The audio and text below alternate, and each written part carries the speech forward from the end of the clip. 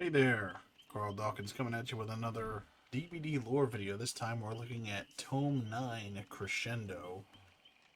So, starting off with the survivor, we have Yunjin Lee. And take it away, AI.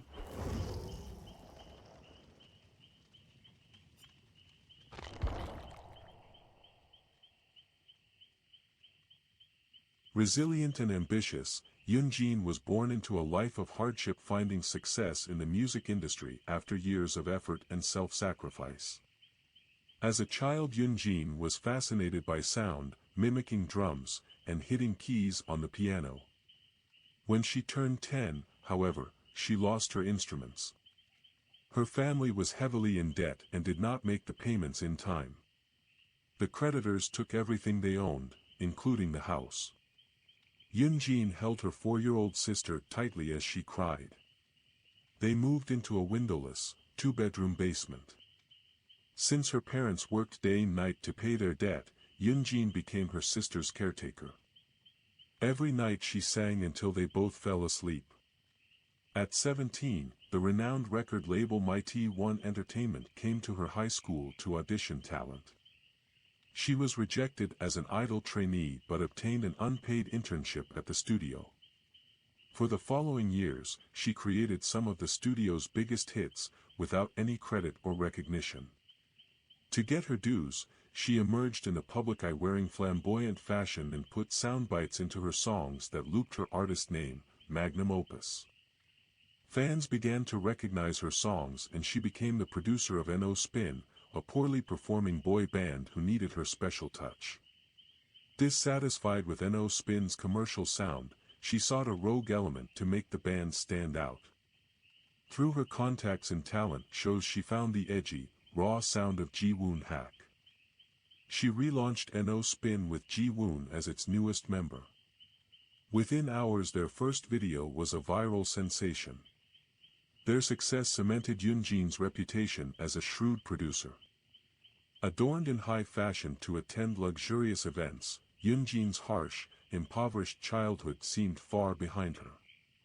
She moved into a penthouse and dined with socialites in skyline restaurants with breathtaking views of Seoul. The success of the first album broke records, setting the bar high for No Spin's second. As they were recording new tracks, the fire alarm suddenly blared. Concerned for her safety, Yunjin hurried to evacuate the building and left the dallying staff behind.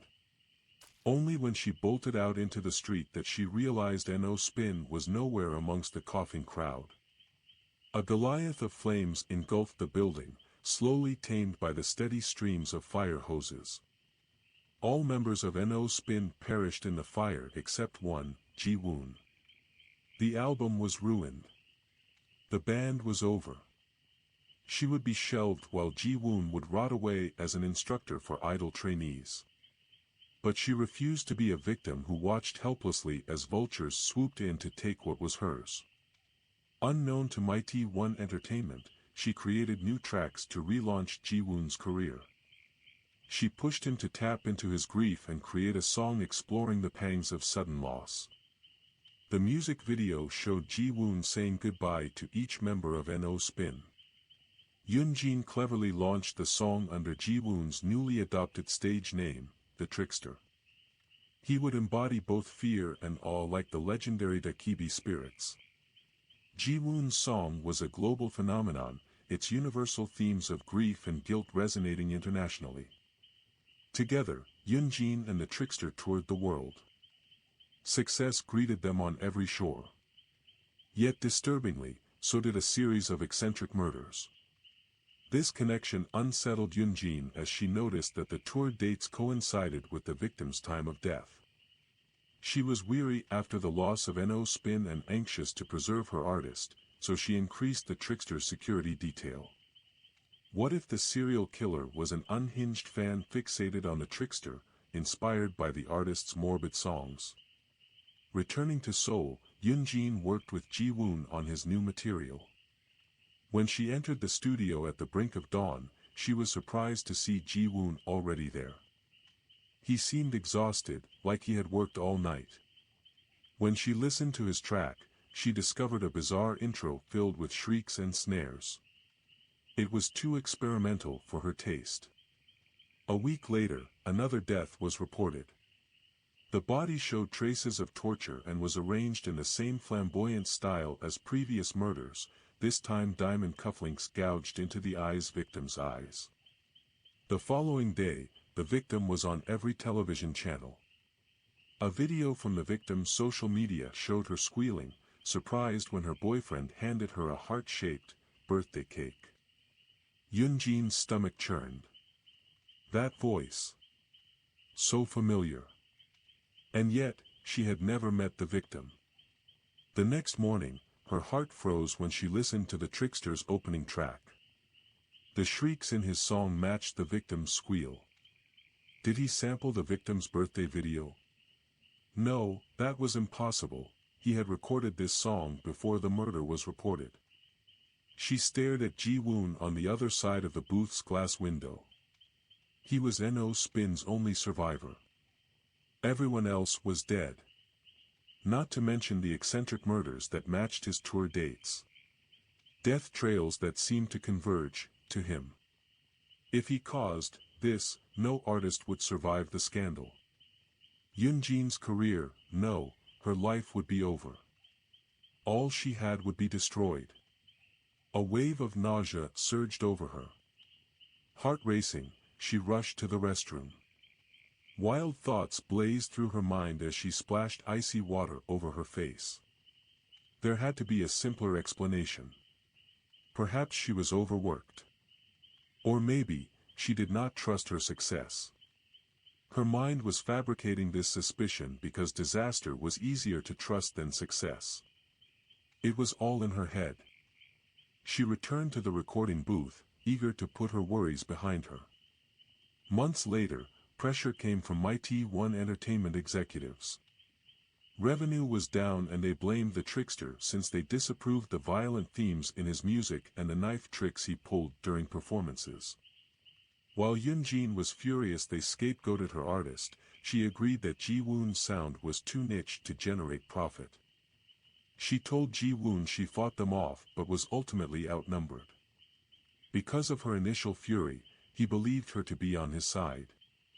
They were given 3 months to create and perform the next hit for Mighty One. Months flew by and the time came for Yunjin to take a seat at the executive's private show. She was confident about her song, but as soon as the music started, she knew something was amiss. Dense, foul smoke permeated the room. Yunjin coughed and gasped for air. But the more she coughed, the more she inhaled. Her body sank in the chair, her limbs heavy and numb, and her eyes widened as she watched, terrified, a nightmare come to life. The trickster was a whirlwind of blood, slashing, stabbing, and chopping limbs. The executives were carved up like meat. They could not run. They were stuck, like Yunjin, paralyzed. A boiling rage swelled in her gut. How could she have denied her instincts? The fire. The murders on tour. It was him. It had always been him. And she had known from the start. Now her career was over, and so was Mighty One. Everyone she had worked with, her colleagues, her friends, dying before her eyes. Everything she had, taken from her once more. No, she would not let him. He would pay. He would know her suffering.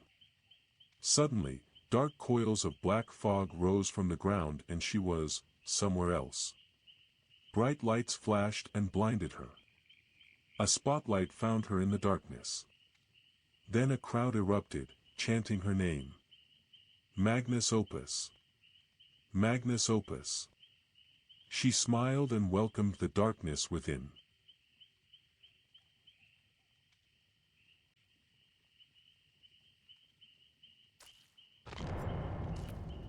Alright, moving on to the killer is Jinwoon Hack, aka the Trickster.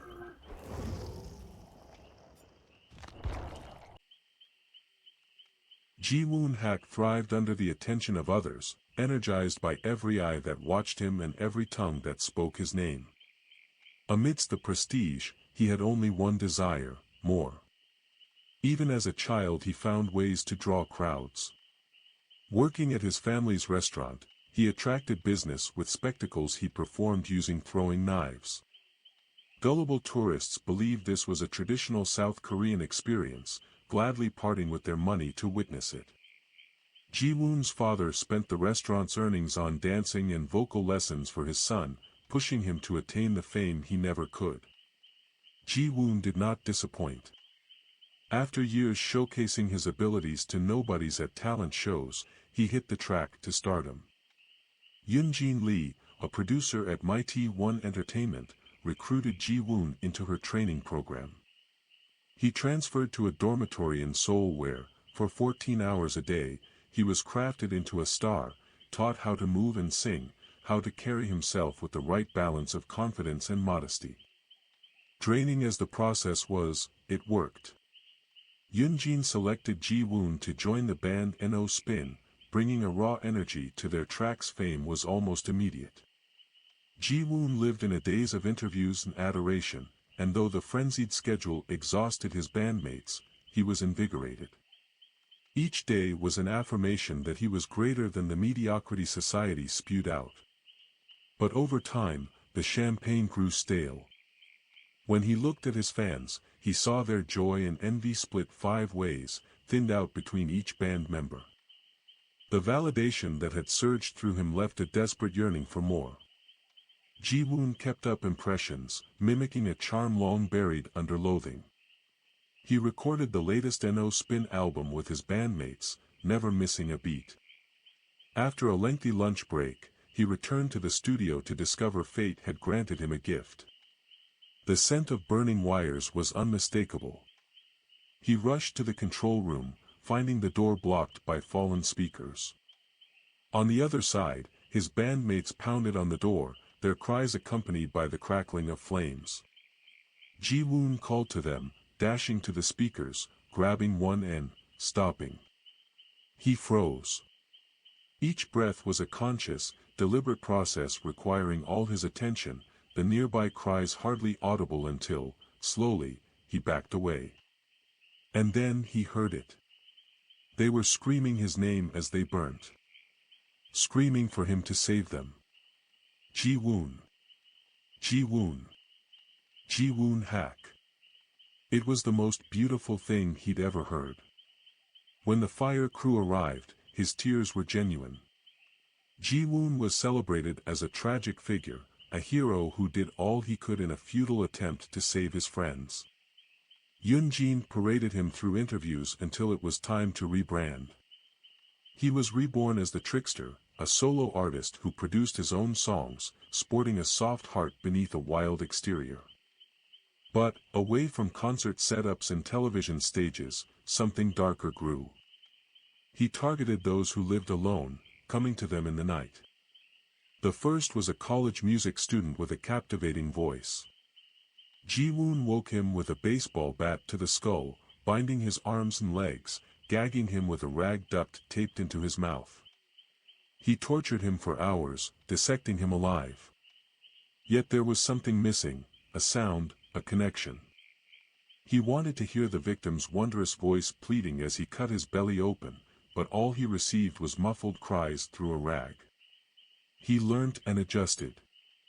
Victims had to be abducted, driven to an abandoned building where he could let their voices carry unrestrained emotion. He made music from them, prodding in the right places to evoke different types of shrieks and howls. Stabbing the quadratus lumborum elicited a long, guttural wail, while slashing the carotid artery created a sound like a cat being strangled. There was honesty in their suffering.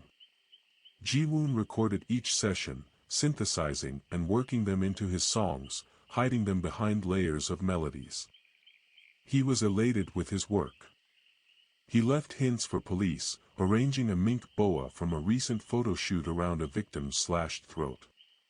For his next killing, he removed the teeth from a man that a boxer in one of his music videos was without. During a particularly audacious plea for attention, he killed a fan he had met during a VIP meetup, replacing her eyes with his diamond cufflinks and writing "I have seen God" in blood across her chest. Each scene was a dazzling spectacle. Between music and murder, Ji-woon's work was discussed globally. However, as violence became his preferred art style, his music career took a hit. Revenue was down and Mighty One executives pointed their fingers at him. Yoon-jin, with professional fury, came to his defense, but she was outnumbered. It was decided that Ji-woon could no longer self-produce his songs. The decision was devastating. His tracks fused genuine humanity into music, yet executives rejected anything that wasn't generic and expected. And so be it. If they couldn't understand his art, he would incorporate them into it until they did.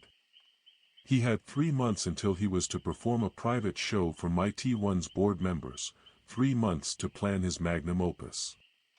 He transferred obscene amounts of money to a veterinarian in exchange for canisters of nitrous oxide, then bribed the stage technician of Mighty One's private theater for access to the room. His celebrity granted him a benefit of the doubt no regular person could conceive. When the show was ready, gas seeped into the room as executives and stagehands awaited Ji-woon, conveniently running behind schedule. When he arrived, half-conscious bodies were splayed in their seats and crawling across the floor. He worked quickly, binding everyone, pausing only when he came to Yoon-jin, the woman who had plucked him from a mudhole and set him on the path he deserved. She would be rewarded, granted special access to the coming display of wonder. Even under sedation, she fought, a raging storm within her, far stronger than the others. He propped her up as the lone audience member, prying her eyes open. The others, sniveling and sobbing, were brought on stage to perform their final act. With a contemptible sneer, he slapped makeup onto their faces and shone stage lights upon them. They became his instruments. To the sound of self-produced melodies, he tortured them, gracefully dashing from one body to another, conducting an operatic crescendo from their wailings. They shouted, whimpered, screamed, cried for their loved ones, cried for their mothers. It was a magnificent outpouring of emotion, of what it meant to be human, and they did it with eyes fixed on Ji-woon. Viscera drained from the stage until, with the toss of his throwing knife, the final human instrument fell silent and the music stopped. Covered in sweat and blood, an exhausted Ji-woon looked to Yoon-jin and bowed. Curtain call. He had attained perfection. With blade in hand, he made his way to Yoon-jin, prepared to tie up loose ends before the credits rolled. But as he reached her, the fog. From where, he didn't know, but it billowed around them, damp, cool, comfortable. He saw the grand stage, hospitals and temples, forests and slaughterhouses, an eternal plain adorned with rusted hooks, sustained by the million eyes that would watch him, run from him, experience him. All he had to do was accept, become an implement of the fog and, most importantly, make them scream. Encore.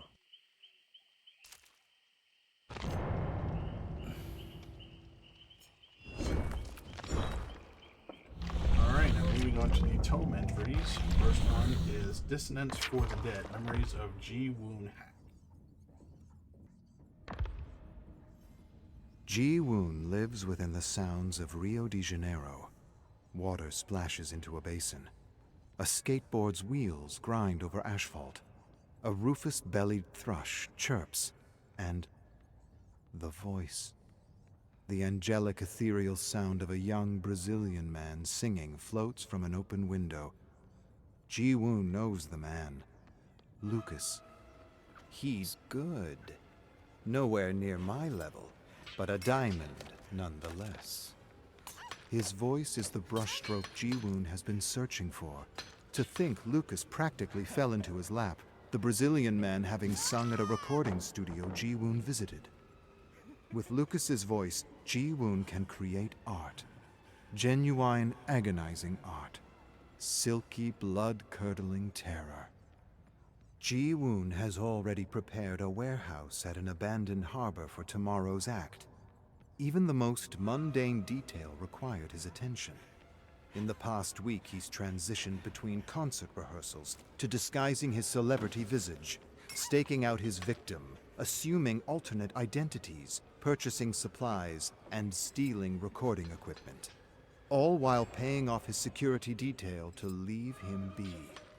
The mundane details are what elevate the splendor of his artwork. Lucas will be dead in a day, and it will be beautiful. Ji-woon freezes as he reaches his hotel room. The door opened a crack. He faintly hears someone rummaging inside. So be it. He knew a crazed fan would take things too far someday. How could they resist him? But he's ready. He'll defend himself, test the invader for operatic sounds like an impromptu aria as he surprises them with a blade in their gut. He pats the knife concealed above his ankle. Ready. Pushes the door open, steps softly on plush carpet, hears the invader around the corner, sees Yunjin, his manager. Fury meets fury. How dare you step foot in here? Where the hell have you been? She's paranoid about death threats they've been getting from a fan. When security couldn't locate Ji-woon, she came snooping. It's laughable. The threats were nothing but a ploy, a boogeyman he created to throw Yun off his trail if she ever got too close. But he should have expected this. Yun's on top of everything. It's what he respects in her, what makes them a great team. He brings the million-dollar voice, and she smashes through any problem in their way. Usually it works in his favor. In her hand, she holds... No, damn it. His sampler. It contains his personal project, the screams of his murder victims layered into songs. It's an early draft, lacking subtlety. The violence and horror a bit too blatant for the faint of heart. She's disgusted. Couldn't hear beyond the terrorized voices to understand the beauty inherent in human suffering. The hairs on Ji-woon's neck stand on end. He sees the moment with clear eyes. They're dancing on a razor's edge, with Yun dangerously close to discovering who he truly is. Yun holds the sampler as if it's dripping blood. The only solace in Ji-woon's mind is that she doesn't understand what it really is. He knows her. If she thought the sounds were actual murders, she'd have tried to knee him in the crotch and run. But the anger still rattles through her as she moves up to his face. What is this twisted horror bullshit? What if this leaked? You're already attracting crazed, violent fans. How would it look if the media heard the demented sounds you're working on? Mighty One would drop you. Your career would be dead. Ji-woon knows what she really fears. Her career would be dead. For as tall as she stands, as strong as she swings, she's nothing but a scared girl, afraid of failure. He knows how to play her. Drops his head, breathes deeply, wipes the back of his hand over his eyes. Yun, ever since the death of No Spin, the fire, I'm riddled with horrid thoughts. I lost my friends and I fear I'm losing my mind. I see awful things behind closed eyes. All that guides me through the dark fog is turning my pain into sound, pouring the throes of death from my heart to a song. Yun's face softens. She sits, commiserates with him. Inside, he's reliving the divine screams of his bandmates as they burned, his swelling heart as they screamed his name, but on his face, he shows nothing but contortions of tragedy.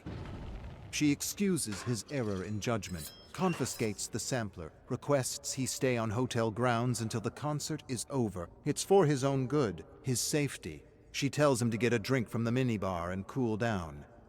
He quietly nods and complies, reminding himself to steal back the sampler in a few days. He lets her pretend she has what he's holding. Control. Despite the stifling humidity, Ji-woon hides under a hoodie, large sunglasses concealing his face. Now's not the time to attract attention from rabid fans. He waits till Yun is in a meeting and strolls out of the hotel, a bag of necessities in hand. It's his show now. He pulls earbuds from his pocket, allows the music to envelop him. The song How I Became, recorded 6 months ago in Seoul. It stands as a metaphor for his childhood, written one drunken night while looking over old photographs. He is 7 years old. He sits at the back of the class. He's uncomfortable being seen and speaking. But today is different. In a few minutes, he's presenting on his favorite thing. A young boy shows the class his hamster, but Ji-woon doesn't care. He holds his flute, going over the notes to the song he wrote. He shuffles to the front of the class, places his sweaty fingers on the instrument. Following a deep, unsteady breath, he gently blows out a wisp of air, creating a light, whimsical sound. He closes his eyes, moves his fingers precisely, playfully dancing over each note. He ignores the squeaks of the hamster. The flute's sound carries like chimes in the wind. With one final soul-piercing note, he smiles and opens his eyes. His classmates are huddled around the rodent, laughing with its every move. His teacher, too. He walks to the group. Students pass the hamster around as it squeaks incessantly.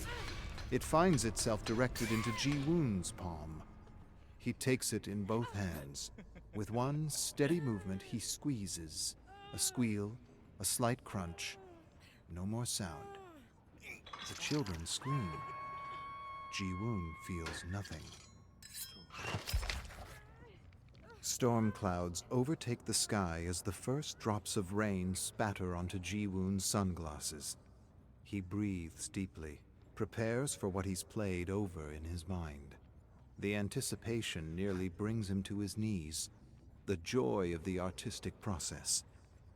He strides to the rear door of a cheap 1980s sedan, glances both ways, and appraises the few locals walking the street. Certain no one's watching, he jams a straightened coat hanger around the top of the window, pushing it through the other side. His thin fingers work quickly. Prior experience in breaking an entry pays off. He hooks the wire around the door lock and flicks it up. Without missing a beat, he slides inside, closes the door, and flattens himself along the back seat. He takes off his hoodie and sunglasses. From his bag, he pulls out rope, a blade, a dusty rag, and a bottle of chloroform. He waits, takes out his earbuds, listens to a song that's not his own, one he heard long ago. He is 8 years old. He sits on his father's shoulders, looking over a sea of human bodies. An elaborate stage is ahead, illuminated by colored spotlights. A man in gaudy, audacious clothing stands in front of a microphone. On each side is a guitarist. Behind him, a drummer. A crash of sound, beautiful rhythmic music, a voice that twists delicately through the melody. His father shouts something, but he can't hear. Shouts again, "This is what you'll do. This is where your talent will take you." He feels a tingle through his spine and sees something incredible. Everyone enraptured, focused intently on the sound of a single man. The emotion of thousands is guided by his voice. He is seen by all, he is loved, and he is wondrous. Ji-woon never played his flute again. He reveled in sounds that reached global audiences, attracted screaming fans, turned men and women into idols. His childhood fear vanished as he learned to divulge himself through the intricacy and pliability of pop, his inner thoughts riding atop sound waves, fusing together with other genres, rock, hip-hop, jazz, punk. It was the music that could deliver him the explosive fame he deserved, a promise that he would never be upstaged. He was no longer confined to his timid shell. He revealed himself through his mastery of music, poured his heart into sound. he became envied, lusted over, and respected for the hits that spilled from his lungs. He takes the earbuds in his hands and smiles. How miraculous that a boy became a god. Rain hammers down on the car's roof. Ji-woon checks the time. On any other day, Lucas would be in his car already. He knows this. He's done his homework. But Lucas is late, and Ji-woon wonders if the storm has altered plans. He feels control slipping away, replaced by something else. It pushes against his chest, forces him to gasp for air heavy and sticky in his lungs. Everything's ruined. He claws his nails into the car seat, forces his mouth shut to keep himself from screaming. All the planning for nothing. He doesn't have time before leaving Brazil to find another beautiful voice. Quickly, he needs music, fumbles for his earbuds, drops them to the floor, frantically scours. The only song playing is his teeth audibly grinding. As he prepares to spill into the street, he sees him. Lucas, drenched under the deluge, walks to the driver's side door. Get your shit together. The show's about to begin. Ji-woon grabs Lucas's neck in a chokehold, shoves the chloroform-soaked cloth into his face. The two struggle in a frenzied dance. Lucas twists from side to side, reaching his arms back, grabbing for anything. Ji-woon resists the movement, holding the man in place with all his might. Rain smashes down, muting the battle under the pattering of 100 drops, concealing the outside behind a windshield of streaming water. Lucas grabs a handful of hair and pulls Ji-woon forward, breaking the chokehold. He bites deep into Ji-woon's wrist, drawing blood. Ji-woon screams through gritted teeth, pushing the cloth harder into Lucas's face until he's beating him with it. Lucas flails his other arm in a desperate bid, searching for a solution with no plan. His hand relaxes, releasing Ji-woon's hair. He slumps forward, head hitting the steering wheel, blasting the horn. Ji-woon scurries over the seat, pushes Lucas's limp body to the passenger side. He leans back, takes a moment to catch his breath, looks in the rearview mirror, inspects his face, hair, and through a sheet of rain sees a sight he never expected. Yun's car pulling up behind him. He grabs the keys from Lucas's pocket, jams them in the ignition, and slams the accelerator down. Lucas's limp body jostles back and forth in the passenger seat. Street-side shops and graffitied walls are a blur as Ji-woon veers around a corner. Wind and rain lash at the city as if dead set on blowing it apart. Ji-woon loses track of his plan. Usually, he would have Yun fix his problems, but now it's all wrong. He doesn't recognize the streets he's speeding down, only has a vague idea of the direction. Yun remains on his tail. She doesn't know when to quit. The tenacity and courage that proved useful when negotiating his record deal is infuriating now. He's losing control of his artistic process. Hands squeeze the wheel. He'd rip it from the steering column if he could. No, you're not going down like this. You have art to make, damn it. He flicks on the radio. Two men talking about something he doesn't know. Searches the channels. A commercial for a fast food restaurant. Recognizes the jingle. Keeps going. Lands on... There it is. Brazilian dance music. Rapid tempo, heavy bass line, percussive guitar notes, and a smooth voice.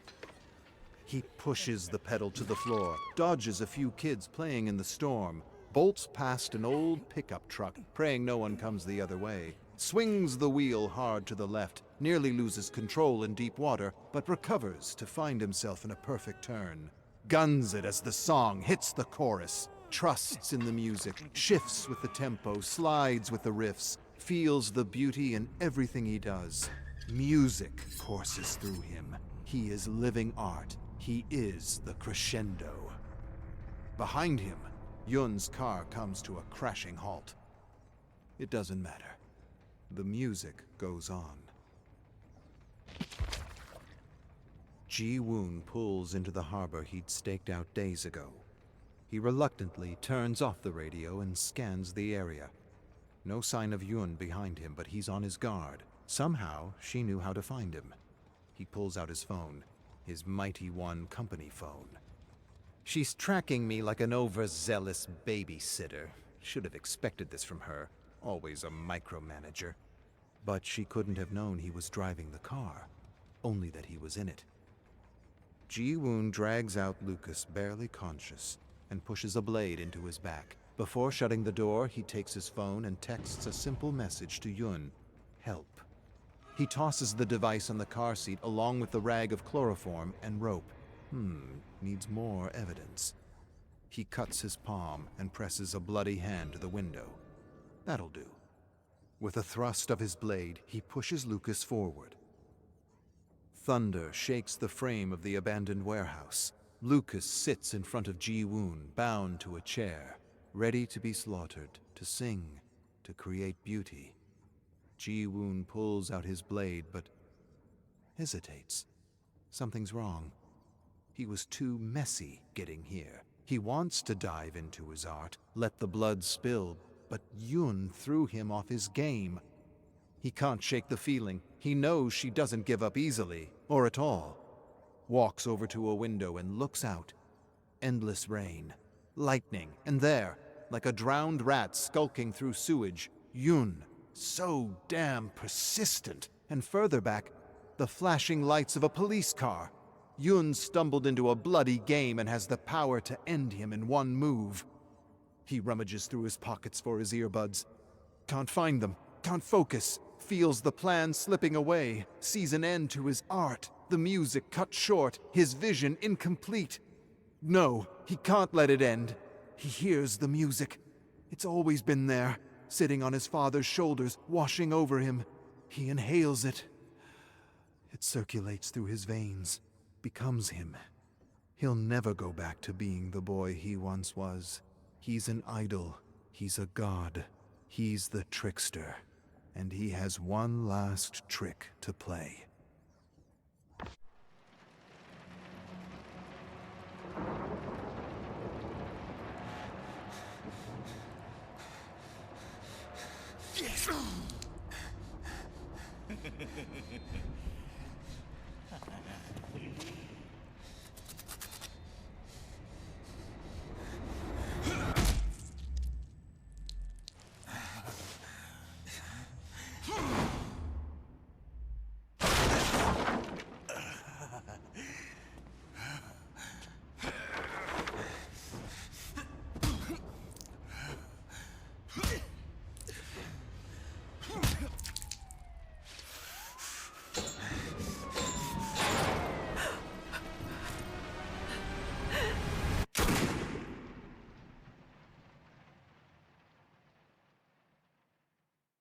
Alright, moving on to Chorus of Lies, Memories of Yunjin Lee.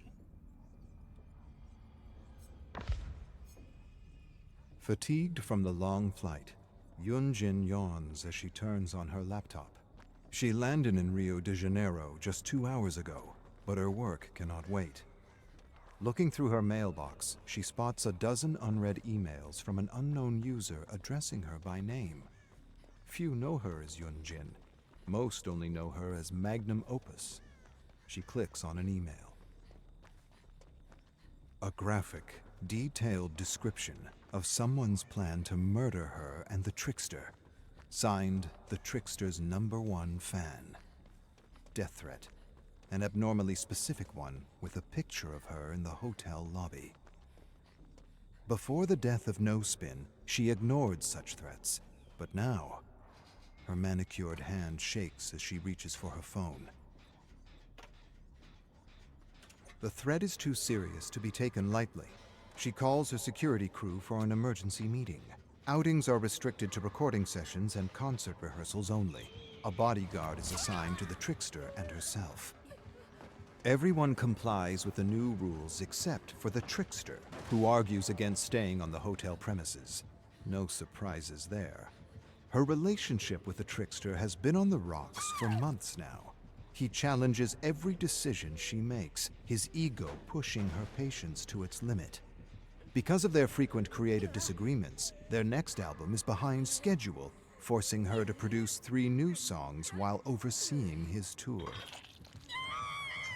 Her security expert confirms that the phones are ready.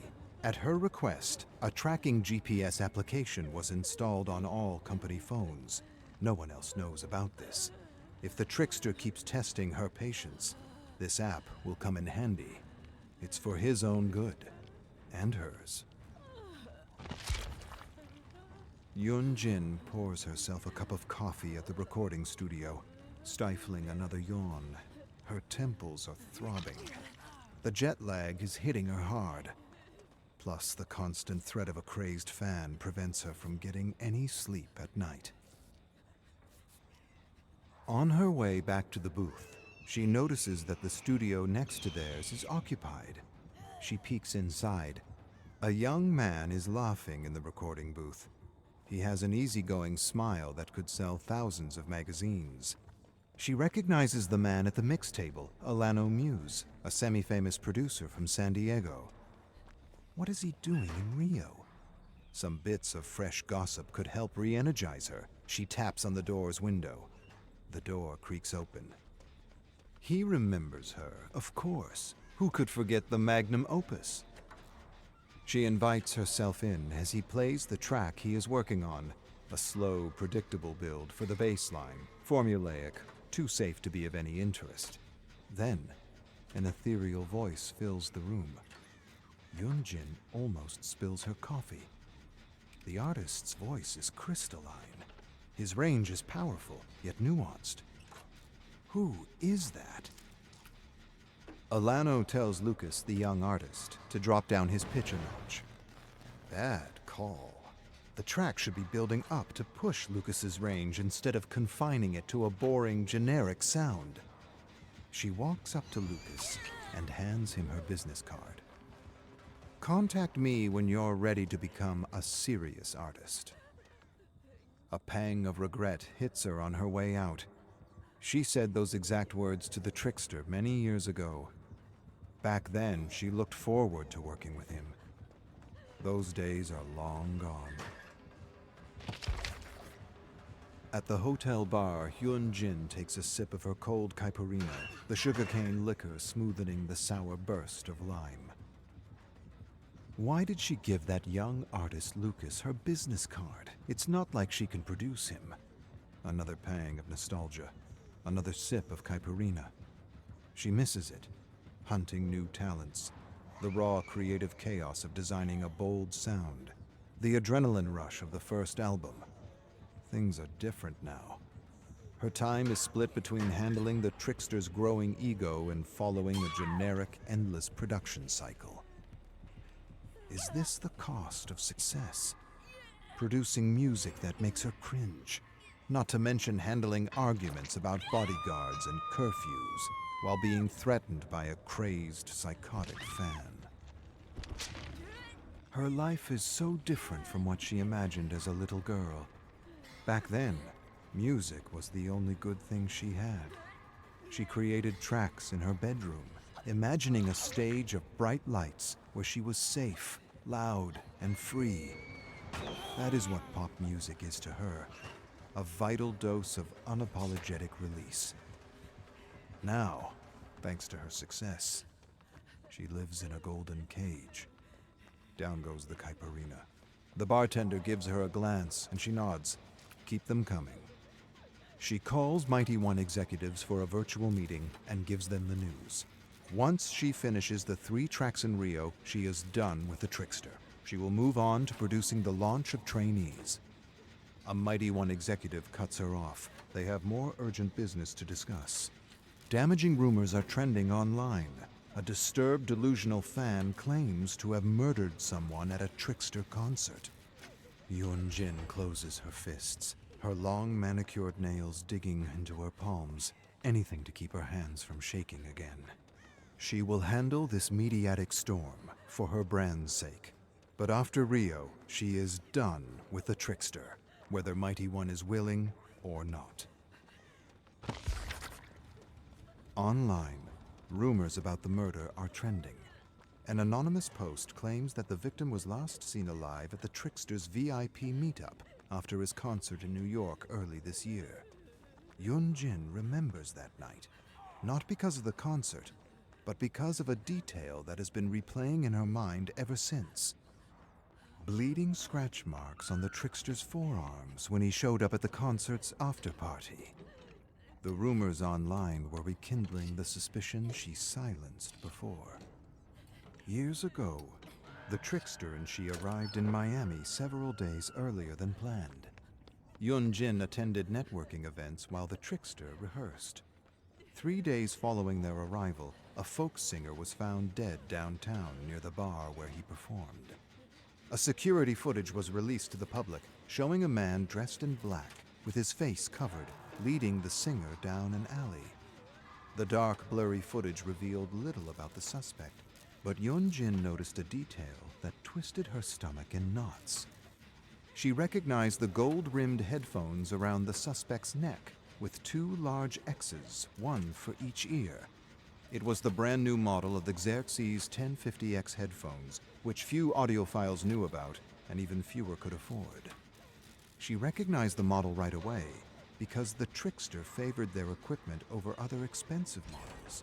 He wore a similar pair on the plane to Miami, but then switched to a lesser model for the rest of the tour, which only fueled her doubts. Back then, however, she was not in a good place. The death of No Spin was still fresh. Acute insomnia kept her mind in a haze, and the jet lag of the tour only worsened her state. In the end, she decided to let the police do their job and focus on hers, producing music. But now someone else was dead. Someone whom the trickster might have been the last one to see alive. The headphones, the scratch marks, and the late night outs were details. But they added up. How many coincidences does it take to know? A knock on the door makes her jump. The head of security is here. Yun-jin follows her gut. She confronts him. She bluffs about firing the whole security crew if he does not come clean. It pays off. She learns that the trickster left the hotel premises last night. His bodyguard tried to follow, but lost him on the way. Yun-jin pounds her fist on the table. Why would he leave the hotel? To go where? And to do what? Despite working with the trickster for years, he is still no more than a stranger. While he generates incredible profit, it comes at a cost. If the trickster is linked to a murder, so is she. Even if there is no evidence, even if it's just rumors, it's her life on the line, her entire career. She could never produce music again, and the worst part is, it's her own fault. She knows better than to trust someone in this industry. She needs to get answers before it is too late. Whatever the trickster is doing at night, she must find out. Her doubts won't be quieted until she knows for certain.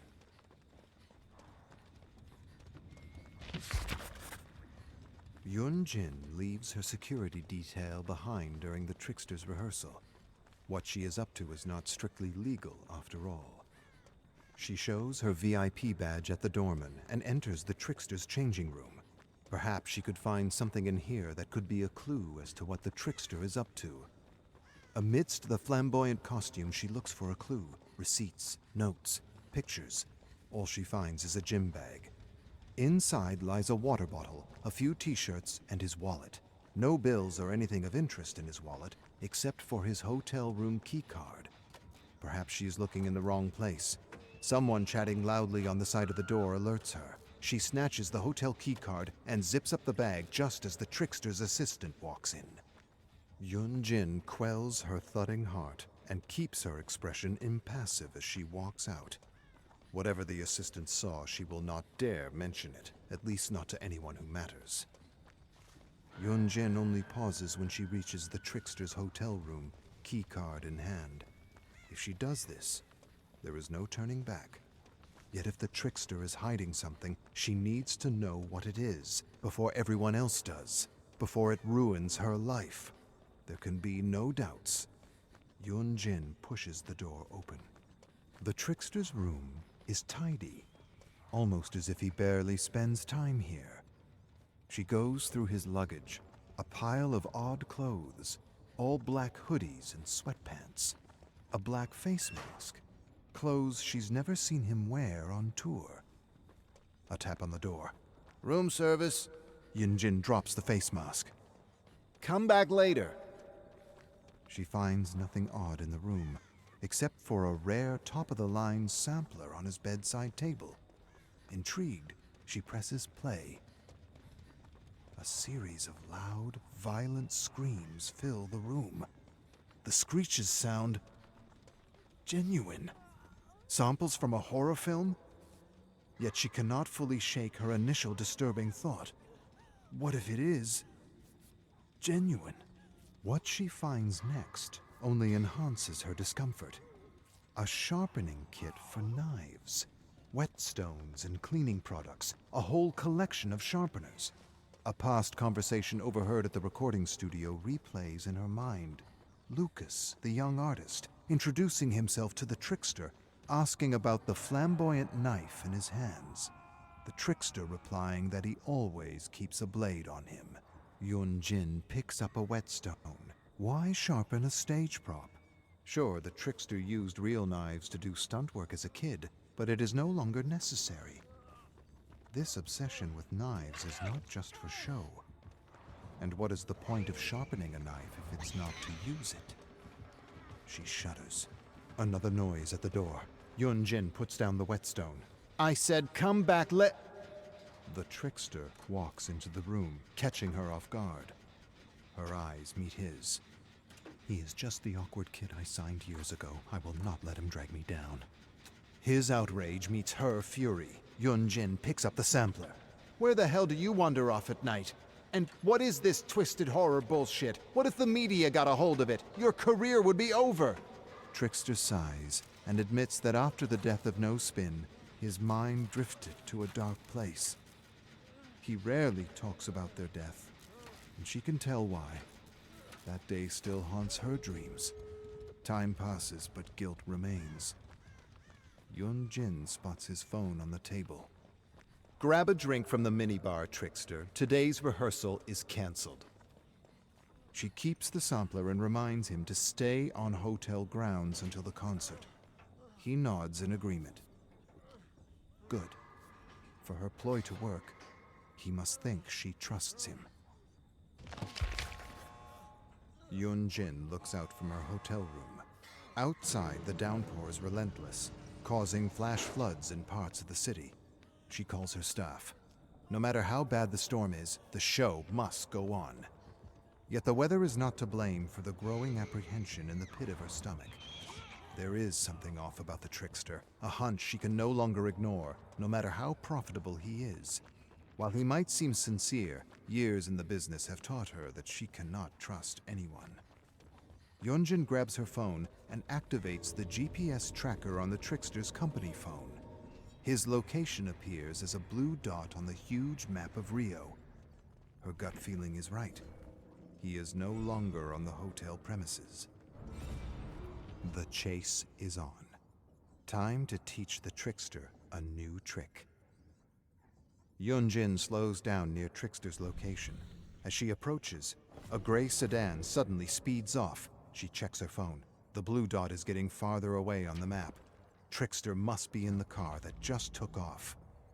Yunjin stomps on the accelerator and speeds off. After a few turns, she catches up with the sedan, which makes a sharp right.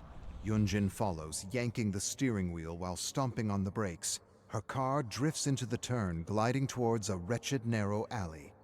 The sedan accelerates and swerves left, entering a narrow street. Yunjin repeats her maneuver and drifts left, but the wheels hydroplane on the puddled asphalt, and the car spirals out of control. A thundering crash! Yunjin's head is propelled onto the steering wheel. A flash of white light, then a burning pain follows, coursing down her body from her neck to her lower back. Yunjin coughs and gasps at the pain. For a moment, all she can do is breathe. When she exhales, the pain lessens slightly.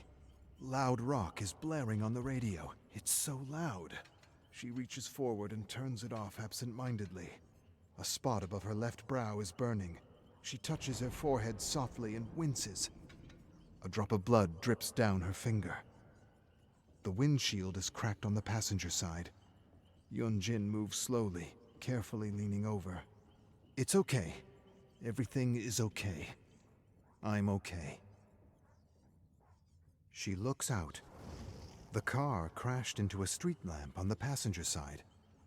This could have been much worse. A familiar ding interrupts her thoughts. Her phone. Yun-jin slowly leans forward, her hand searching under the seat. She grabs her phone and unlocks the screen. A text message from the trickster. Help. Why would he ask for her help? Unless she missed something. Unless the trickster is not the one she is chasing. Yun-jin's heart skips a beat. The death threat. The trickster's #1 fan. Perhaps the crazed fan found out about the trickster's nightly escapades and decided to strike. Kidnappings go hand in hand with death threats after all. She lets out a curse. In her rush to chase the trickster, she left her bodyguard behind. If anything happens to the trickster Ji-woon and she was too blind to stop it. No, she has enough guilt on her conscience already. Yun-jin readjusts her seatbelt. She turns on the ignition and the engine coughs in response. She grits her teeth and tries again. It won't be like the fire. I won't give up on him. She turns on the ignition again. And again. On the third try, the engine revs back to life. She puts her phone back on the dashboard and follows the blue dot.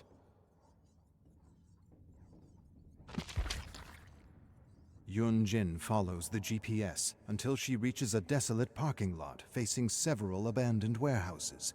The blue dot remains immobile. This is it. Ji-woon should be here somewhere. But where? As Yun-jin steps out of the car, a heavy curtain of rain falls on her sore, shivering body. Daylight is cloaked by dark storm clouds. The parking lot is filled with broken-down cars. Yun-jin uses her cell phone's flashlight to find the gray sedan. As thunder rumbles, her phone illuminates a bloodied handprint on a car window. She rushes to the door and peeks inside. A sudden blur of motion. She pulls the door open. A rat skitters out of the car. Some items lie on the back seat.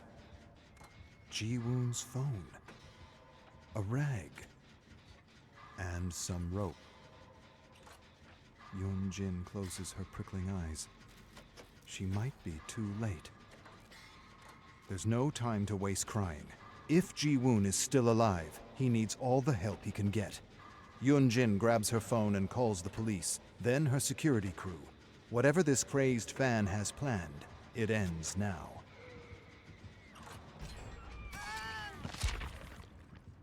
Rumbling thunder. Yun-jin is staggering through the rain, looking for a clue, a trail. An icy gust lashes her drenched body, but she cannot stop, not until Ji-woon is safe. A rat skitters over a puddle, upon which lies a white business card. Yun-jin picks up the blood-stained card and reads, Magnum Opus, music producer. It's hers. With a shudder, she realizes she might know the person who kidnapped Ji-woon. Police sirens are blaring in the distance, but she cannot tell if they are coming for her or the several people caught in the storm. Yun-jin shouts Ji-woon's name, yelling in despair over sirens and thunder. Then she hears a scream coming from across the parking lot, where stands an abandoned warehouse. She rushes to the warehouse, reaching its wide doors. A chain is wrapped around the handles, padlocked into place. Meanwhile, police are arriving on the scene. A brutal scream emerges from the warehouse. She cannot afford to wait. What happened to No Spin cannot happen again. Never again. Picking up a lead pipe from the ground, she strikes the padlock again and again. Ji-woon! Ji-woon! The padlock breaks open.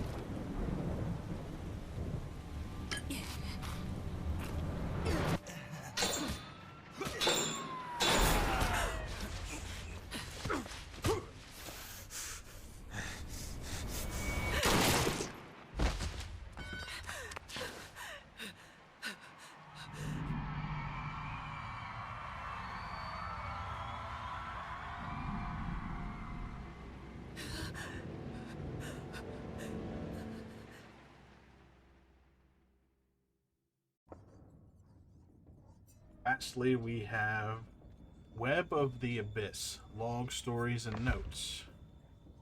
Terra Arachna, Day 987. Close call today. Came in contact with the Arachnas while testing multiple versions of the toxin. The doctor saw them coming through the window and ordered me to leave everything behind. She said we would return to the lab when the Arachnas were gone, and it was safe again. We still haven't found a toxin deadly enough to eliminate these horrible creatures, but I feel we're close. Very close. If we had a sense of their origins, it would help. As it stands, we still don't know where they came from, or what they want. All we know is the attack started at the same time. What makes our investigation more challenging is the fact that their DNA is unlike anything we've ever encountered. It's as though they came from another place. Terra Arachna, Day 992. Returned to the makeshift lab today and found dozens of people wrapped in silk hanging from the ceiling. Blood dripped in sticky pools right under them. I tried to look away as I grabbed the crate of toxins that we had left behind. But as I carried the crate into the corridor, I couldn't help but notice in the corner of my eye that one of those pods started to move. I forced myself to look and very quickly realized that these pods weren't filled with food, but with something else. It was clear that something was moving and growing inside the cocoon. Something was feeding off the dripping body parts that had been wrapped with it. The groaning creature inside the cocoon struggled to break free, and I instantly rushed out of the lab as fast as my trembling legs could take me. The last thing I wanted was to confront the latest Arachna evolution. The Arachnas mutate faster than we kill them, and finding the right toxin is our only chance at survival. Let's hope the doctor and I do so before it's too late. Terra Arachna, Day 998. Dr. Morell and I worked tirelessly for 3 days and found a candidate for mass production. Toxin HJ7 killed 100% of Arachna specimens in less than a minute.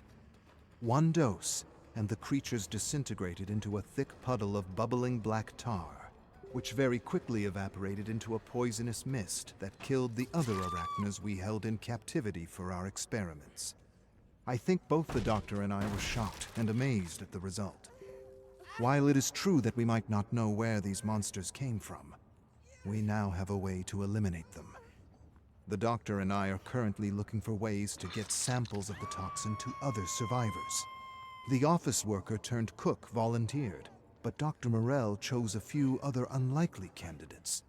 She says it's because he has a track record of messing up his assignments. Personally, I think that's just an excuse, and the truth is, she'll miss his cooking. His pizza. Helps her remember better days before the invasion. Helps us all remember better days, I suppose. Chamber of Blood. The tale that follows. Constable Duncan J. Smith said thousands of dogs haunted him wherever he went, but no one else saw them.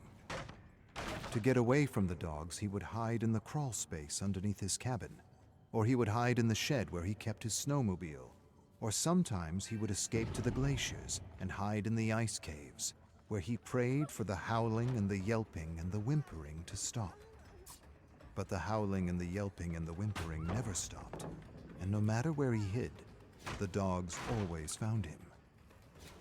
The first day Duncan saw the dogs was the day he started questioning his job, or rather, it was the day he started questioning the law and what he was doing with the law. There was something about legally destroying dogs that felt off, that felt wrong. Something that tugged at his heart and wouldn't let go. Something telling him that he needed to get out of the cold, lonely Arctic archipelago before it was too late, if it wasn't already too late. For Duncan, it was the first time in his career as a police officer that he realized that the law wasn't always the glorified tool for civilization he had imagined it to be. Sometimes the law was something else. Something blunt, something hard, something almost like a gavel of destruction or oppression, or perhaps both. destruction, and oppression. Truth is, Duncan wasn't sure what he was thinking anymore. He was exhausted, and the dogs, well, the dogs just wouldn't leave him be. And all he wanted to do was return home and farm. He liked working on the farm. Things were simpler on the farm. But here, up north, things were more complicated. And Duncan couldn't help but think about the law. About the gavel. And the last thing Duncan wanted to do was wield that gavel against anyone. And yet, to his everlasting regret, he had used it against the dogs. And though he had done everything by the book, and though the law had said he had committed no crime, his heart continually testified to the opposite. To be sure, Duncan had led countless dogs to the bay, where he had shot them like vermin in front of their owners. And it was only when he was alone and surrounded by their ghosts that he would admit to himself that what he had done didn't feel so right, and that maybe, just maybe, these dogs weren't the dangerous beasts or the diseased rats his captain had made them out to be. They were, well, they were something else. They were friends. They were family members. They played with children, entertained them and kept them safe. They warned against approaching wolves and polar bears, and even snowstorms. And more than anything, they made sure no hunter ever got lost in a blizzard, unlike those unreliable iron dogs or snowmobiles that broke down in the middle of nowhere and left a trail of black smoke across the cold, white, endless expanse. No iron dog ever led someone out of a blizzard. The same could not be said of the dogs. The dogs he had so heartlessly destroyed. But in those days, when the production of the first commercial iron dog commenced, there weren't many challenges to the law, and so Duncan certainly tried to convince himself that he was doing the good and lawful thing for everyone. And while it's true that the mind might not make the difference between what is right and what is lawful, the heart certainly does. The heart, it is often said, doesn't lie. Nonetheless, Duncan found ways to trick himself and ignore the appeals of his heart. He told himself these dogs weren't like other dogs, and he actually believed his lie for a few months. But as time wore on, he very quickly realized that these dogs were, well, like the dogs he had known back home. Knowing this made it harder and harder for him to fall asleep, and soon he started to hallucinate and see all the dogs he had shot.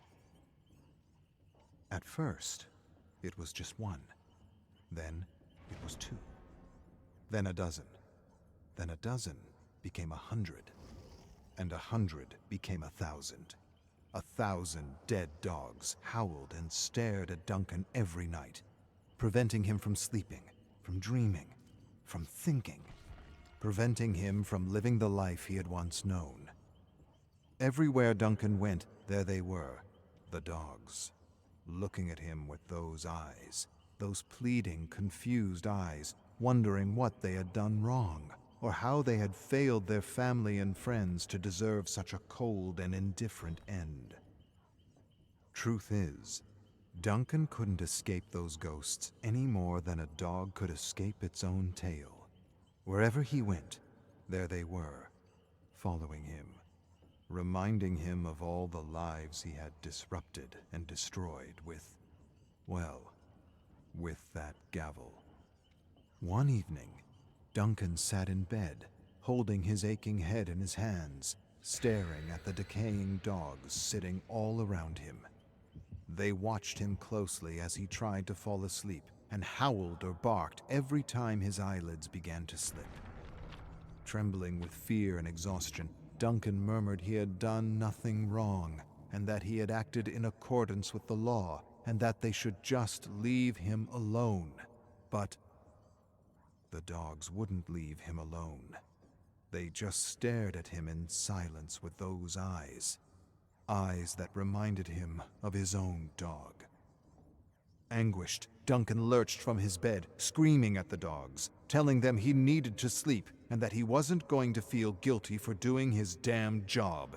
He outright refused to apologize or feel guilty for doing what the law required him to do, what the law said he had to do. The dogs suddenly stirred anxiously about the cabin, with their heads down and tails between their legs. Duncan's screams grew louder and louder, and one by one, the dogs whimpered and whined for their lives like they had done when they had been destroyed. Then, just like that, they vanished into thin air, as though Duncan had finally scared them away. When Duncan realized the dogs were gone, he collapsed into his bed and prayed that they should finally leave him alone. He just wanted his life back, for the dogs had robbed him of his strength and freedom, and even his sense of identity as a morally upright officer of the law. That night a storm picked up and blew all around his small cabin. Feeling a chill seep through his bones, Duncan rose from the bed, and he made a small fire in the iron stove as he remembered his first and only dog, Buster, a plump, yellow Labrador retriever with a black snout. Smartest, kindest, and warmest dog he had ever known.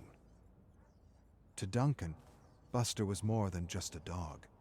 He was his guardian, his confidant, his best friend. He was the brother he never had. He caught rodents, guarded against coyotes, and drove cattle on the farm. His father used to say a good dog was worth 2 or 3 farmhands, and Buster was certainly worth 4. Thinking about it now, he was glad that no one ever used the law against Buster, or any other dog in his town for that matter.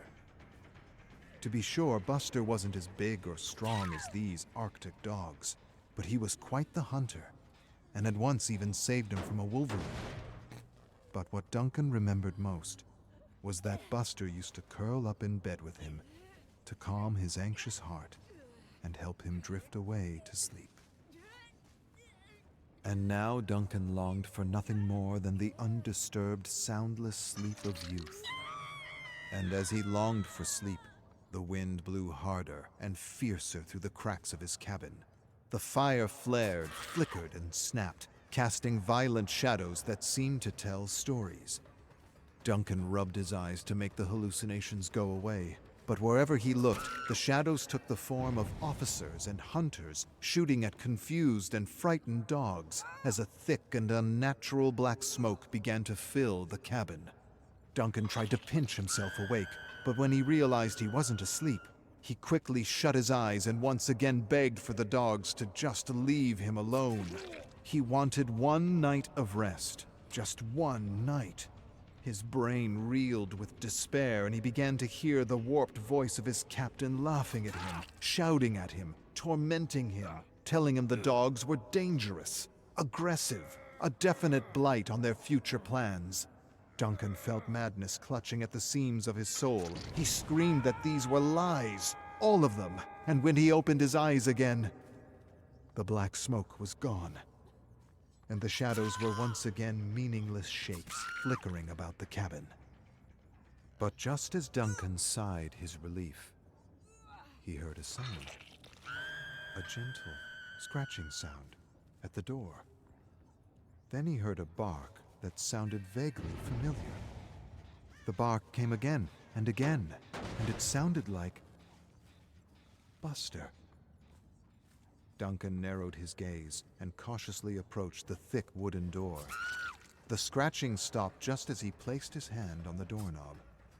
He stood in silence for a long, tense moment. When the scratching came again, he quickly opened the door and caught a fleeting glimpse of yellow fur disappearing beyond thick sheets of falling snow. Exhausted and confused, Duncan rushed into the churning storm in his undergarments and slippers, yelling for Buster to wait for him.